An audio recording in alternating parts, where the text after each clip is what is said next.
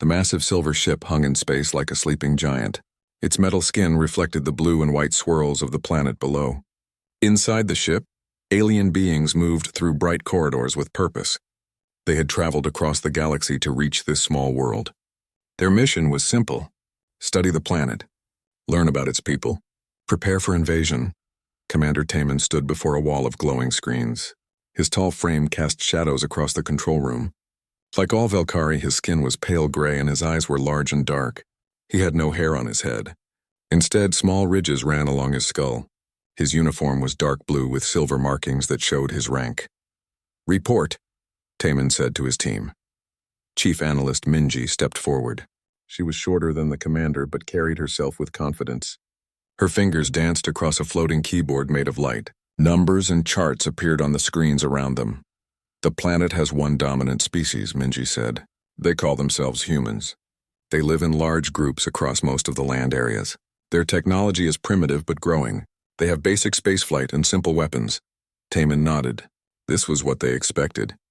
The Velkari had conquered dozens of worlds like this one. Species that thought they were advanced but were really just children playing with simple toys. "What about their defenses?" Taman asked. "Weak," replied Military Officer Do-yun. He was the largest of the group with scars across his gray skin. "They fight each other more than they work together. Their weapons are crude. They still use chemical explosives and metal projectiles. No energy shields. No plasma weapons." "Perfect," Taman said. "How long until we can begin the invasion?" "We need to finish our biological survey first," Minji said. "We must understand their behavior patterns, know their weaknesses. The High Command requires a complete report." Taman walked to the main viewing screen. The planet Earth filled the display. Green and brown land masses were separated by blue oceans. White clouds drifted across the surface like cotton. It looked peaceful. Beautiful, even. Soon it would belong to the Velkari Empire. "Begin detailed observation of their settlements," Taman ordered. "I want to know everything about these humans." The observation began immediately. Dozens of sensors focused on the planet below. Cameras that could see through walls. Listening devices that could hear conversations from space. Scanners that could detect the heat from a single body. Young technician Nari operated the main surveillance system. Her fingers moved quickly across the controls. Images appeared on screens all around the room. Cities full of tall buildings. Roads packed with vehicles. Humans walking on streets and working in buildings. "Interesting," Minji said as she studied the data. "They use a lot of resources for things that do not help them survive." On one screen, they watched humans in a large building. The humans sat in rows facing a stage. On the stage, other humans made sounds with instruments. Music, the database called it. The watching humans seemed to enjoy it. They clapped their hands and smiled. "Inefficient," Do-hyun said. "Time and energy wasted on pointless activity." Another screen showed humans in a park. They threw small objects for four-legged creatures to catch and bring back. The creatures had fur and long tongues that hung from their mouths. Dogs according to their files. "Why do they keep these animals?" asked Nari. "The creatures do not produce food. They consume resources. They serve no obvious purpose." Minji ran calculations on her computer. "The animals provide no economic benefit. They actually cost the humans money and time. Food, medical care, shelter. It makes no logical sense." More screens showed similar scenes. Humans feeding small flying creatures called birds. Humans carrying tiny animals in special bags. Humans playing with furry creatures that climbed on furniture.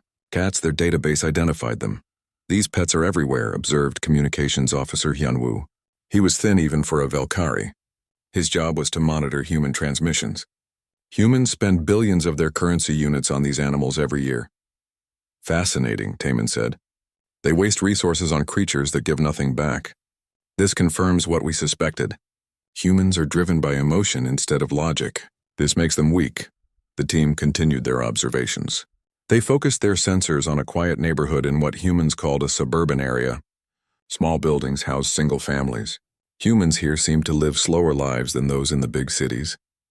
Nari adjusted the cameras to watch one particular house. It was painted white with blue trim. A small fence surrounded a green area behind the house. Gardens with colorful flowers grew in neat rows. "Why do they grow plants that are not food?" Nari asked. "Decoration," Minji replied. "Another waste of resources. They could use that space for crops or shelter. Instead, they grow plants just to look at them." In the house lived a human female named Sora.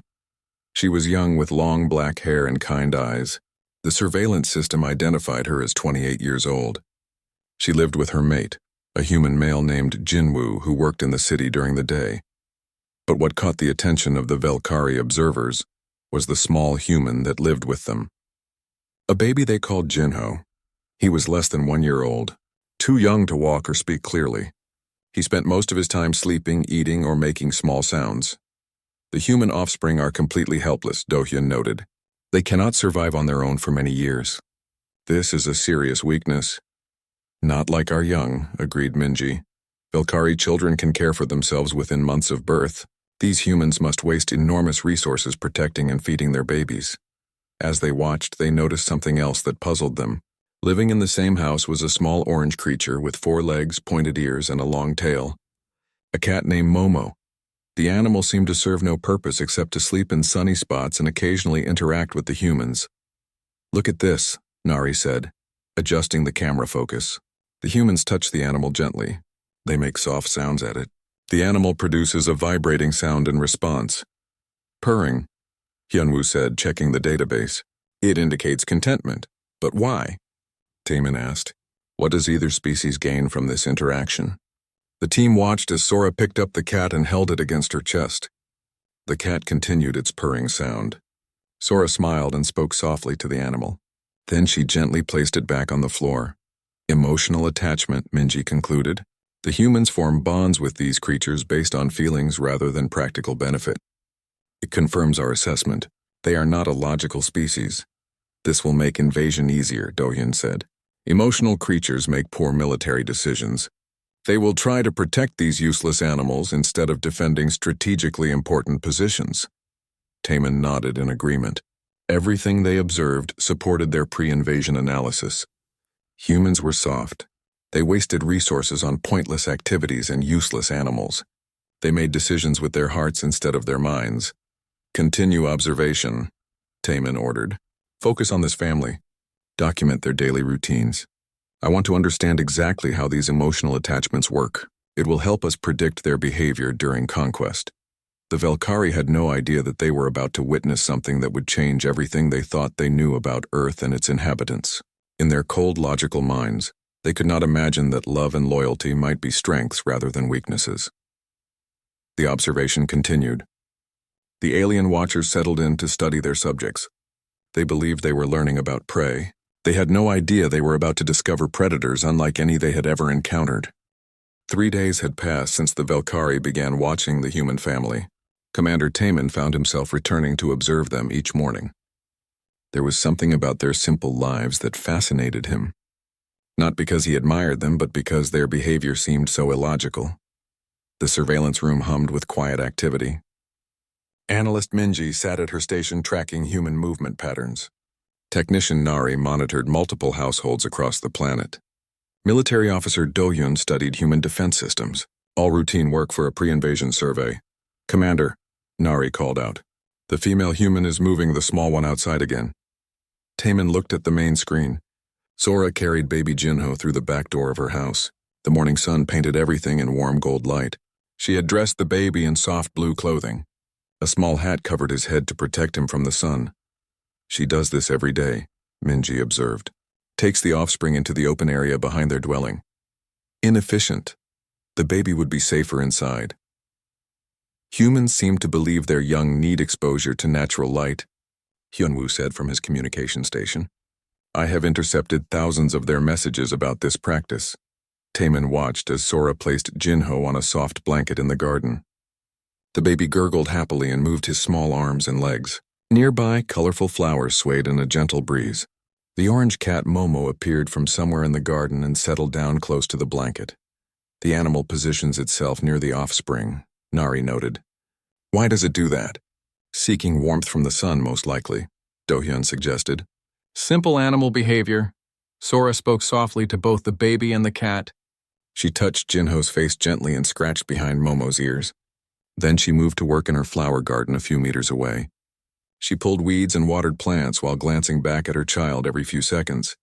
Inefficient work pattern, Minji said. She could complete the gardening task much faster if she focused on it completely. But she keeps watching the baby, Nari observed. Human protective instinct. For 30 minutes, nothing happened. Baby Jinho made small, happy sounds. Momo dozed in the warm sunlight. Sora tended her flowers. The Velkari observers found it boring, just another example of human inefficiency and wasted time. Then Nari's sensors detected something moving through the garden. "Wait," she said, adjusting the camera controls. "Something approaches the human offspring." The screen zoomed in on a long, dark shape sliding through the grass. It moved in smooth curves, staying low to the ground. The sensors identified it immediately. "Venomous serpent," Do-Yun announced. "Species analysis shows highly toxic venom, lethal to human young."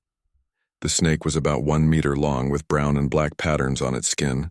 It moved silently through the garden toward the blanket where baby Jinho lay. The infant had no idea of the approaching danger. He continued to move his arms and make soft sounds. "Interesting," Taman said. "We will observe natural selection in action.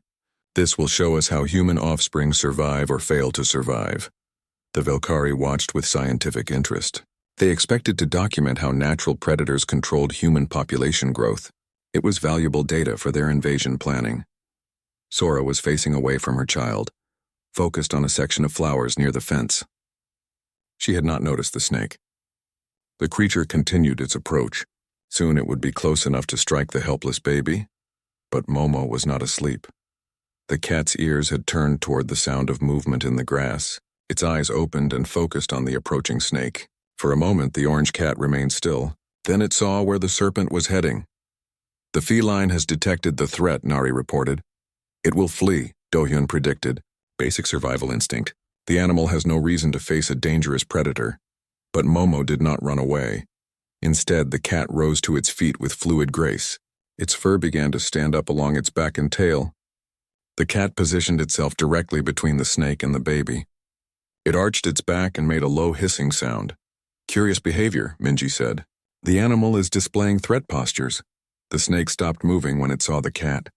It raised the front part of its body and spread a hood behind its head. Its forked tongue flicked out to taste the air. The two predators faced each other across the garden. "The serpent is larger than the feline," Do-Hyun observed. "Longer reach. Venomous bite. The cat should recognize it is outmatched."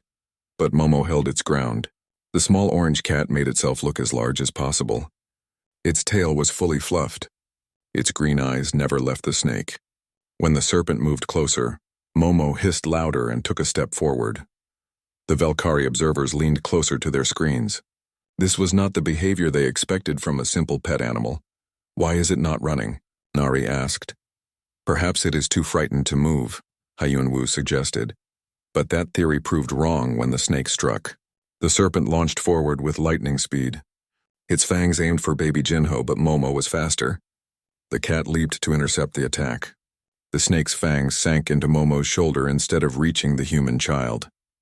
The Velkari observation team sat in stunned silence.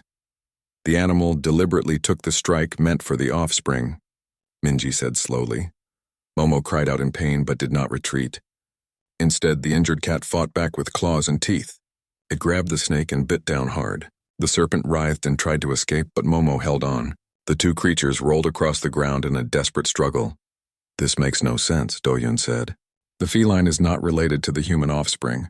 There is no genetic benefit to this behavior." The fight continued for several seconds. Momo's claws raked along the snake's body while its teeth found purchase near the serpent's head. Finally, the snake managed to break free. It slithered away quickly, disappearing into thick bushes at the edge of the garden. Momo did not chase it. The cat staggered back toward the baby's blanket. Dark blood showed on its orange fur where the snake had bitten. The venom was already working. Momo's movements became unsteady, but the cat did not stop. With its remaining strength, Momo positioned itself next to baby Jinho again. The injured animal lay down close to the blanket, still watching for threats. Its breathing became labored as the poison spread through its small body. "The venom will kill it within minutes," Do-Hyun said. "Yet it continues to guard the human offspring," Nari observed. Sora turned around just then, probably hearing the sounds of the fight. She saw Momo lying beside her baby, bleeding and struggling to breathe. She saw the drops of blood on the ground and the disturbed grass where the battle had taken place. "Momo!" she cried out and ran toward them. She scooped up baby Jinho first, checking him for any sign of injury. When she found none, she gently lifted the dying cat. Tears ran down her face as she carried both the baby and Momo toward the house, calling for help.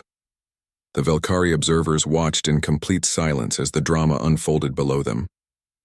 Their scientific instruments recorded everything, but the data made no sense according to their understanding of natural behavior. "Run the analysis again," Taemin ordered quietly. Minji's fingers worked across her controls. Charts and graphs appeared on secondary screens. The results were the same as before. "The feline received no benefit from protecting the human offspring," she reported. "Genetic analysis confirms no blood relationship, no pack bonding indicators, no territorial defense parameters. The action defied all logical survival patterns." "Then why did it do that?" Nari asked. Taemin stared at the screen where Sora had disappeared into her house with the baby and the dying cat. For the first time since beginning their observation of Earth, he had no answer to give his team. "Continue monitoring," he said finally. "Record everything. I want to understand what we just witnessed."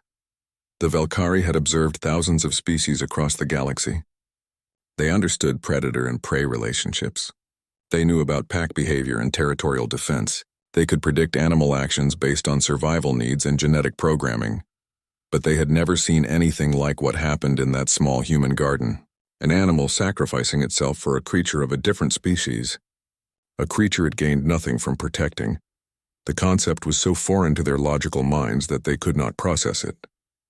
In their cold, efficient universe, such behavior simply did not exist. They were about to learn that Earth operated by different rules than the rest of the galaxy. The Velkari surveillance room fell silent after watching Momo's sacrifice. Commander Taemin stared at the screens showing Sora's house. Through the walls, their sensors detected her rushing around inside with baby Jinho and the dying cat. She was making frantic communication signals to other humans. "She is calling for medical help," Communications Officer Hyunwoo reported. "For the animal. Medical help for a pet?" Do-hyun asked. "That will cost resources. The creature is dying anyway." Analyst Minji worked frantically at her station. Numbers and charts flowed across her screens as she tried to make sense of what they had witnessed. Her logical mind could not accept the data. "I have run the behavioral analysis 17 times, she announced. "Every result is the same. The feline's actions provided zero survival benefit, no genetic advantage, no resource gain, no territorial protection. It acted against every law of natural selection." Taemin walked slowly around the observation room. His team had been studying alien species for decades. They understood how evolution worked. Creatures survived by being selfish. They protected their own genes. They competed for resources. They did not sacrifice themselves for unrelated beings. "Run it again," he ordered. "Commander," Nari called from her station. "I am detecting human vehicles approaching the dwelling." On screen, they watched 2 vehicles arrive at Sora's house. Humans in white clothing rushed out carrying medical equipment. A veterinarian and assistants, the database identified them. Sora met them at the door carrying Momo wrapped in a soft cloth. "They are trying to save the animal's life," Hyunwoo observed. The medical team worked quickly. They gave Momo injections to fight the venom. They cleaned the wounds and provided fluids. Sora held baby Jinho while tears continued running down her face. She spoke constantly to the unconscious cat, making soft sounds of encouragement. "Emotional response," Do-hyun noted. "The female human is distressed about the animal." "But why?" Taemin demanded. "It served no important function. It was just a pet." Young technician Nari had been quietly working at her station during the crisis. Now she looked up with confusion in her large dark eyes.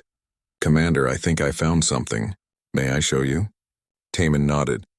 Nari's fingers danced across her controls. The main screen filled with data streams from across Earth. "I searched our database for similar incidents," she explained. "Cases where Earth animals protected humans. I thought this might be an isolated event." "And what did you find?" Minji asked. "It is not isolated," Nari said quietly. "I have found thousands of similar cases." New images filled the screens around them. Security footage from human settlements. News reports from their communication networks. Videos captured by human recording devices. The first image showed a large canine animal pulling a small human child away from a burning building. The dog's fur was singed and its paws were burned, but it kept dragging the child to safety. The animal sustained injuries to save the human offspring, Nari explained. Another screen showed a different scene. A human had fallen into deep water and was drowning. A large water mammal called a dolphin pushed the human to the surface and toward shore. The dolphin made multiple trips, ensuring the human reached safety. The dolphin gained nothing from this action. Nari continued. It used energy and risked exposure to predators. More images appeared. A horse carrying a wounded human soldier across dangerous ground to medical help. Birds attacking a large predator that threatened human children. A group of elephants forming a protective circle around human researchers during a stampede. How many incidents have you documented? Taman asked slowly. Over 15,000 verified cases in just the past 10 years, Nari replied. And these are only the ones humans recorded. There are likely many more. The observation team stared at the data in growing bewilderment. Every case showed the same impossible pattern. Animals of different species risking their lives to protect humans. No genetic relationship. No pack bonding. No logical explanation.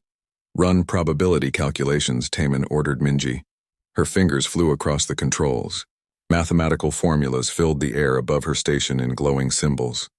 She fed in data about population sizes, species interactions, and behavioral patterns. The probability of this occurring naturally is essentially 0, she announced.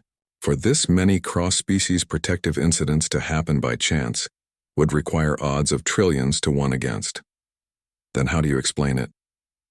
Do-hyun demanded. I cannot, Minji admitted. Our models do not account for this type of behavior. Communications officer Hyunwoo had been monitoring human transmissions during their discussion. Now he turned to face the group with a troubled expression.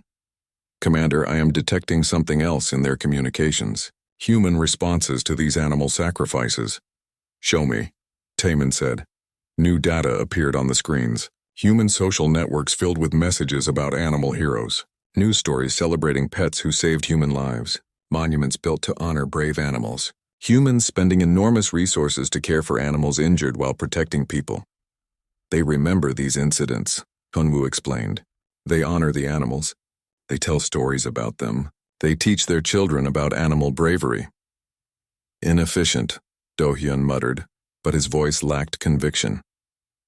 Pattern recognition specialist Yoonji had been quietly analyzing data at her station. She was the newest member of the team, young even by Velkari standards. Now she looked up with an expression of growing alarm. Commander, I believe we have made an error in our assessment, she said carefully. What kind of error? Taman asked. We assumed these emotional attachments made humans weak. We thought caring for useless pets was a waste of resources. But what if we were wrong? Explain. Yoonji brought up new displays showing human settlements from above. Look at the distribution patterns. Every human community has these animals. Dogs, cats, birds, horses. They are everywhere humans live. Yes, we documented this, Minji said. But do you see what it means? Yoonji continued. If every animal in human settlements is willing to die to protect humans, then humans do not just have their own species defending them. They have recruited millions of other creatures as allies. The room fell silent as this concept sank in. Taman felt something cold forming in his stomach, a feeling he had not experienced since his youth. Are you suggesting, he said slowly, that humans have somehow created loyalty bonds with multiple species? Not just loyalty, Yoonji replied. Sacrifice bonds. Animals that will die for them. That is not a weakness, Commander. That is the strongest alliance system we have ever encountered. Military strategist Do-hyun was studying the tactical implications on his screens. His scarred face grew pale as he ran combat simulations. If this is true, he said quietly, then any invasion of Earth would face resistance not just from humans, but from every animal species they have bonded with. Dogs would attack our soldiers. Horses would carry human fighters into battle. Even small creatures like cats would become reconnaissance agents. How many Earth species have formed these bonds with humans? Taman asked. Nari worked frantically at her station, cross-referencing human settlements with animal populations. At least 47 confirmed species, she reported. Possibly more. The bonds exist on every continent, in every type of environment. Commander, Hyunwoo interrupted urgently. I am receiving updated communications about the injured cat. They turned attention back to Sora's house. The veterinary team was packing their equipment. Momo lay on a soft bed, breathing steadily. The anti-venom had worked. The cat would survive. The medical intervention was successful, Hyunwoo reported. The animal will recover fully. They watched as Sora gently stroked Momo's fur and whispered words of gratitude. Baby Jinho slept peacefully nearby, unaware that his life had been saved. She will remember this forever, Yoonji observed. She will tell her child this story. He will grow up knowing that animal died to protect him. That knowledge will create an even stronger bond. Taemin realized with growing unease that their simple observation mission had uncovered something far more complex than expected. Earth was not a planet of weak, emotional creatures. It was a world where emotional bonds had created military alliances across species barriers. Continue monitoring, he ordered his team. I need to understand the full scope of this phenomenon before we can proceed. For the first time since arriving at Earth, Commander Taemin wondered if they had chosen the wrong planet to invade. The Valkyrie had conquered worlds with advanced weapons and powerful armies, but they had never faced a planet protected by love itself. The revelation was just beginning. 2 days after discovering the pattern of animal sacrifice, the Valkyrie research team worked around the clock. Commander Taemin had ordered a complete analysis of human-animal relationships across Earth. What they found challenged everything they thought they knew about planetary conquest. Xenobiologist. Kyung was the team's expert on alien life forms. She had studied creatures on dozens of worlds. Now she sat hunched over her workstation, surrounded by floating displays showing Earth's animals. Her gray skin looked even paler than usual from lack of sleep. Commander, she called out, I need to show you something important.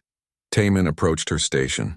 Around them, the rest of the team continued their urgent research. Everyone understood that their mission had changed from simple observation to crisis analysis.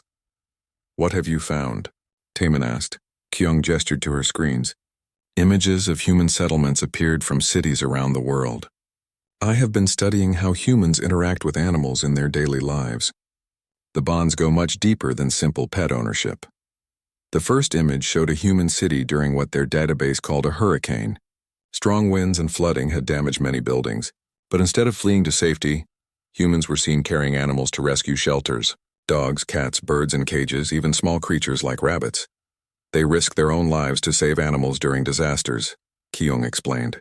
Their emergency procedures include evacuation plans for pets. No logical species would do this. Another screen showed humans in a different crisis. A large fire burned through a forest area. Human emergency workers ran toward the flames carrying special breathing equipment. But they were not rescuing other humans. They were saving wild animals trapped by the fire. Bears, deer, small forest creatures, Kyung continued. Humans entered a dangerous fire zone to rescue animals they had never met. Animals that could not help them in return. Taemin studied the images with growing concern. Show me more. The displays changed to show human agriculture systems.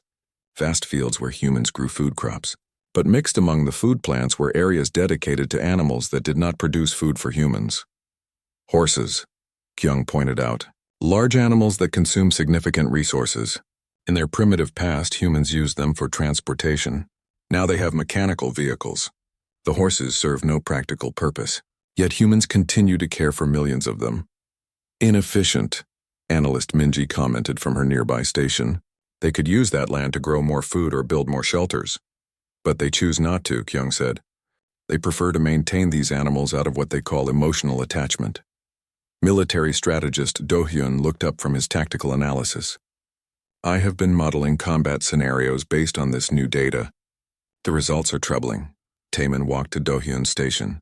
The scarred officer had been running invasion simulations all night. His screen showed battle formations and casualty projections. Report, Taemin ordered. Human military history shows their fiercest fighting occurs when defending family members, Do-hyun explained. But their definition of family includes these animals. Any attack on human settlements would trigger protective responses not just from human soldiers, but from their animal companions. A new simulation played on his screen. Valkyrie troops advancing through a human city, but instead of facing only human resistance, they encountered dogs attacking their flanks, horses carrying human fighters in rapid strikes, birds providing reconnaissance for human defenders. The animals would coordinate with human military forces, Do-hyun continued. Our standard tactics assume we face only one species. Earth would present multi-species resistance. Young technician Nari had been monitoring human communication networks. She turned to address the group with excitement in her voice. I have discovered something amazing in their data transmissions. Humans have created special jobs focused entirely on animal welfare. Jobs? Taman asked. Veterinarians who provide medical care for animals. Animal rescue workers who save injured or abandoned creatures. Wildlife protectors who guard wild animals from harm. Millions of humans dedicate their entire lives to helping animals. Nari's screens filled with images from around Earth. Humans in white coats performing surgery on injured pets. Teams of humans rescuing dolphins caught in fishing nets. People building special crossing bridges so forest animals could safely cross human roads. They modify their own infrastructure to accommodate animal needs, Nari explained. Road tunnels for small creatures. Nesting boxes for birds in their cities. Water stations for wild animals during dry seasons. Communications officer Hyunwoo had been analyzing the content of human entertainment and education. Now he joined the discussion with his own disturbing findings. Their cultural productions reinforce these bonds, he reported. Stories for their young feature animals as heroes. Educational programs teach children to care for creatures. Their entertainment media celebrates human-animal friendships. Examples played on his screens. Human children watching animated stories about brave animals. Educational programs showing proper care for pets. Movies where humans and animals work together to overcome challenges. They program their offspring from birth to form these emotional attachments. Hyunwoo continued. Each generation becomes more bonded to animal species than the previous one. Pattern recognition specialist Yoonji had been quietly analyzing the broader implications. Now she stood up from her workstation with a grave expression. Commander, I believe we have uncovered something unprecedented in galactic history, she announced. The room fell silent. All eyes turned to the young analyst. Explain, Taman said. Every world we have conquered operated on the principle of species isolation, Yoonji began. Each intelligent species developed alone. They might domesticate some animals for food or labor, but they remained fundamentally separate from other life forms. She gestured to the displays around them, showing Earth's complex relationships. Humans have done something completely different. They have integrated themselves into their planet's ecosystem. They do not just live alongside other species. They have formed emotional bonds that create mutual protection networks. What does that mean for invasion planning? Taman asked. It means Earth is not one species we need to defeat, Yoonji replied. It is an alliance of dozens of species all committed to defending each other. We would not be conquering a planet. We would be declaring war on an entire ecosystem. Engineer Sungmin had been running resource calculations throughout the discussion. Now he looked up from his station with alarm. Commander, I have been analyzing Earth's biodiversity compared to other worlds we have conquered. The numbers are unprecedented. Show me, Taman ordered. Sungmin's displays filled with comparative data. Charts showing animal populations on conquered worlds versus Earth. Most worlds we invade have limited animal diversity, he explained. Perhaps 10 to 20 species in significant numbers. Earth has thousands of species in close contact with humans. Mammals, birds, reptiles, even insects that humans protect and care for. Thousands, Do-hyun repeated with disbelief, confirmed. And many of them show the same protective behaviors we witnessed with the cat. Humans have somehow inspired loyalty across their entire planetary biosphere. The team sat in stunned silence as the full scope of their discovery became clear. They had come to Earth expecting to find a primitive world defended by a single species. Instead, they had found the most complex alliance system in known galactic history. Taman walked slowly around the observation room, his mind racing through the implications. The Velkari Empire had built its power on conquering divided worlds, species that fought among themselves, creatures that competed for resources. Earth operated by completely different rules. Here, competition had been replaced by cooperation. Resource sharing had replaced resource hoarding. Sacrifice for others had replaced survival of the fittest. Continue the analysis, Taman ordered quietly. I need to know if this phenomenon extends to all human settlements or just some. But deep in his mind, he was already beginning to suspect the answer. If what they had discovered was truly planet-wide, then Earth represented more than just a difficult conquest target. It represented proof that evolution could take paths the Velkari had never imagined. Paths that might make some species fundamentally unconquerable. The observation mission was becoming something else entirely. A study of power they did not understand, a revelation that might change how the Velkari viewed the entire galaxy. 1 week had passed since the Velkari discovered Earth's true nature.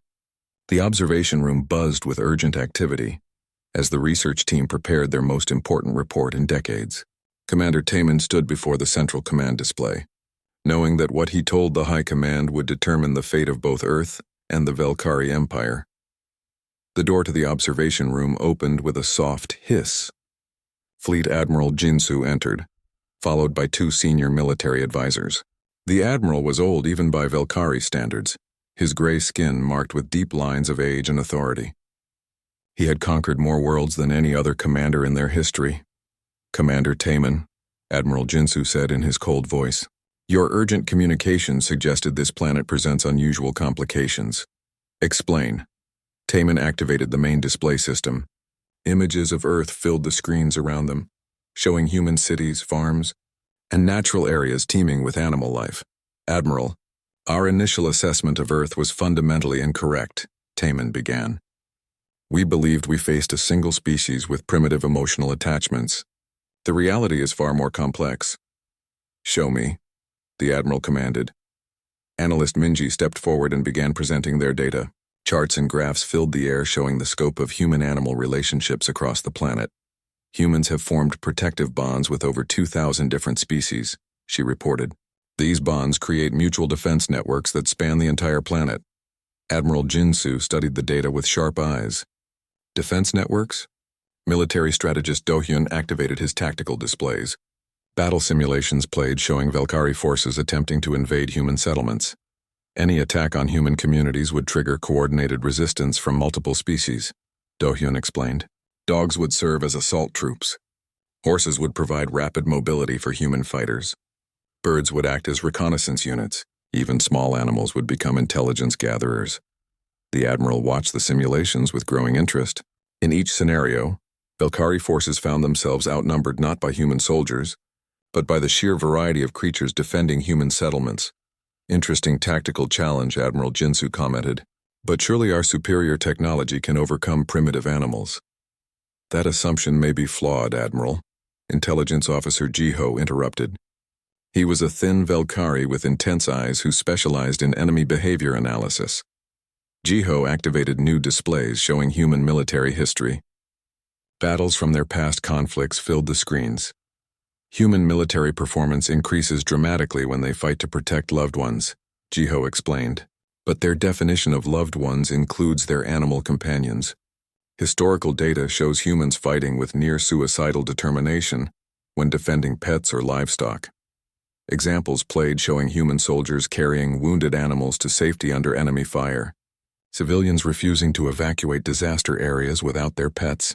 Military units adopting stray animals as mascots and fighting harder to protect them. "They do not simply use animals as tools," Jiho continued. "They genuinely care about animal welfare as much as human welfare. This creates psychological motivations our standard invasion protocols cannot counter."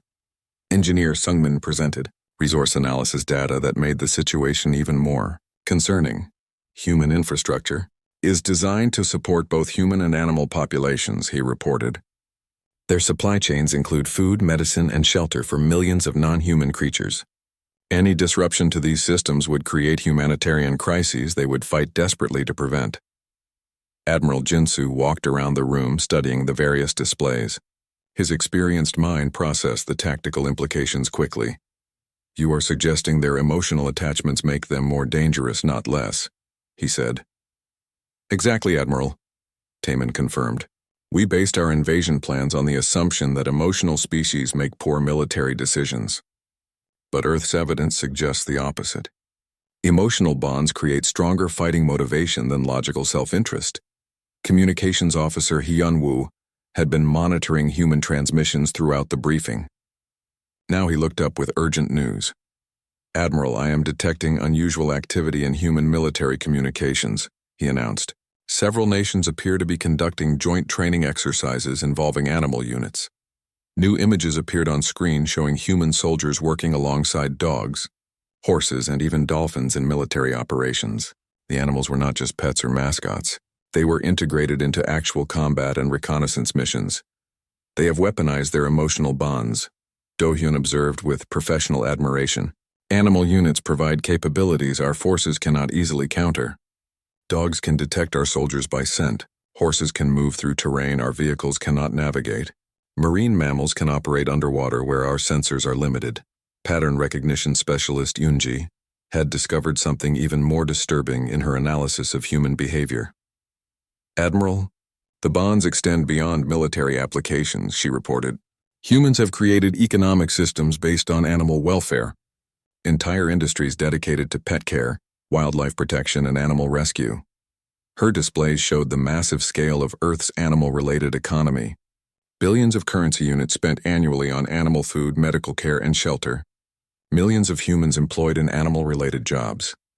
Any invasion that disrupted these systems would face economic as well as military resistance, Yoonji explained. Humans would fight not just to protect their families, but to preserve their entire way of life. Young technician Nari had been conducting detailed surveillance of individual human communities. Her findings added another layer of complexity to their assessment. "Admiral, I have observed something remarkable in human settlements during recent natural disasters," she announced. New footage played showing human responses to floods, earthquakes, and storms. In every case, evacuation procedures included elaborate plans for animal rescue. Humans risked their lives to save not just pets but wild animals trapped by disasters. They extend their protective instincts to creatures they have never met, Nari continued.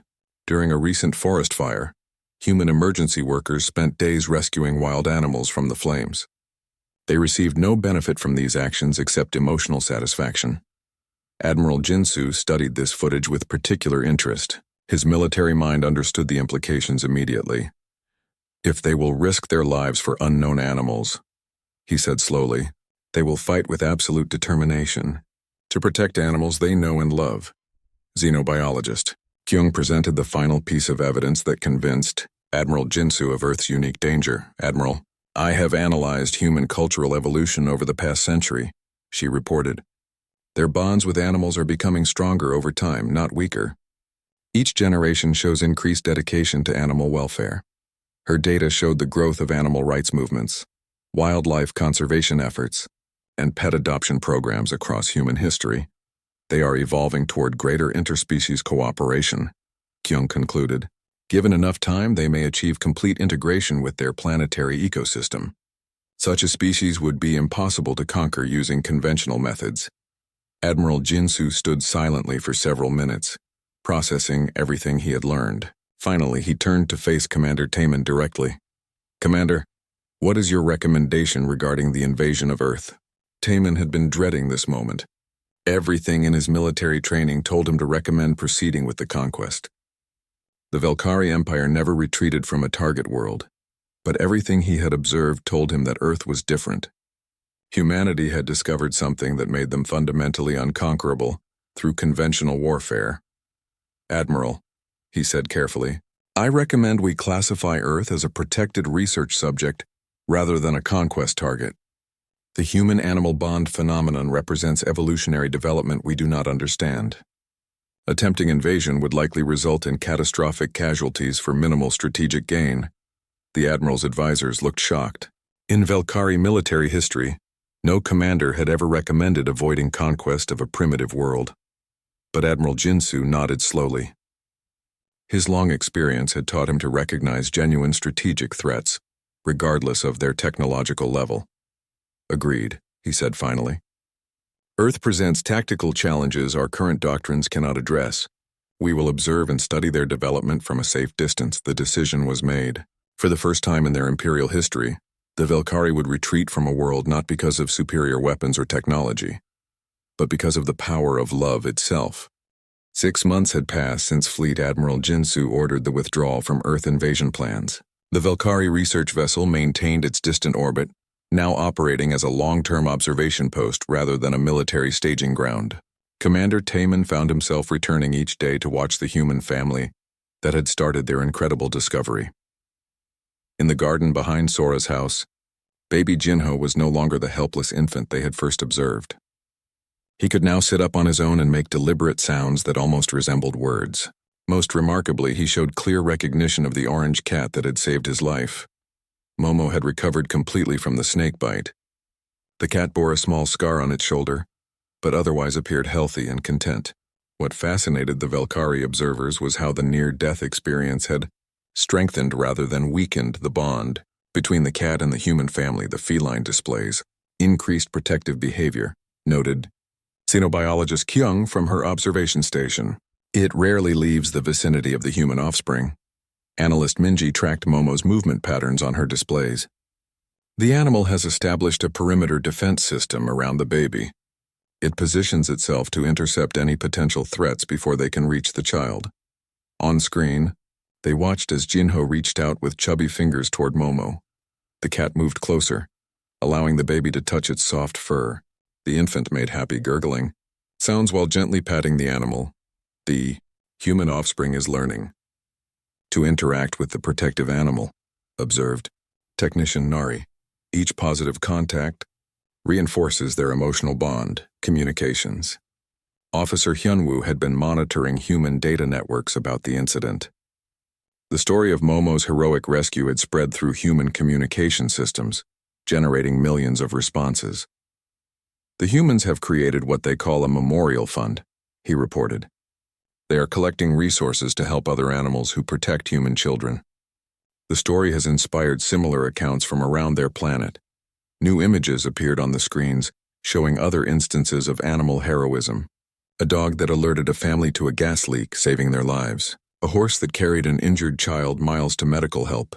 A group of dolphins that guided lost sailors back to shore. Each story reinforces their cultural belief in interspecies cooperation, Hyunwoo continued. They are teaching their young that animals are partners, not possessions. Commander Taemin studied the displays with a mixture of fascination and growing respect. What the Valkyrie had initially dismissed as primitive emotion was revealing itself to be something far more. Sophisticated young technician Nari had been conducting broader surveys of human settlements worldwide. Her findings showed the phenomenon was not limited to individual families, but represented a global pattern. Commander, I have documented over 50,000 cases of human-animal cooperation in the past year alone, she announced. The incidents span every continent and every human culture. Examples filled her screens. Human rescue workers using trained dogs to find survivors after earthquakes. Farmers working alongside horses to maintain crops without damaging soil. Scientists partnering with dolphins to study ocean ecosystems. They have integrated animal intelligence into their problem-solving systems, Nari explained. Rather than replacing animal capabilities with technology, they combine both approaches for superior results. Pattern recognition specialist Yoonji had been analyzing long-term trends in human development. Her conclusions challenged everything the Valkyrie thought they knew about species evolution. Commander, I believe we are witnessing the emergence of a new type of civilization, she announced. Not a single-species empire like our own, but a multi-species cooperative society. She displayed charts showing the growth of human-animal integration over time. Legal protections for animals had increased. Educational programs teaching children about animal care had expanded. Economic systems supporting animal welfare had grown larger each year. They are evolving away from the competition-based model that drives most intelligent species, Yoonji continued. Instead, they are developing cooperation-based systems that include other life forms. Military strategist Do Hyun had been running updated invasion simulations based on their extended observations. The results were even more daunting than before. Any attack on human settlements would now face opposition from what amounts to a planetary defense network, he reported. Animals trained in detection, communication, and protection roles. The tactical advantages this provides are unprecedented.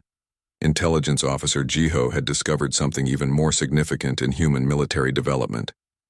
Commander, human armed forces are beginning to study animal combat techniques, he announced.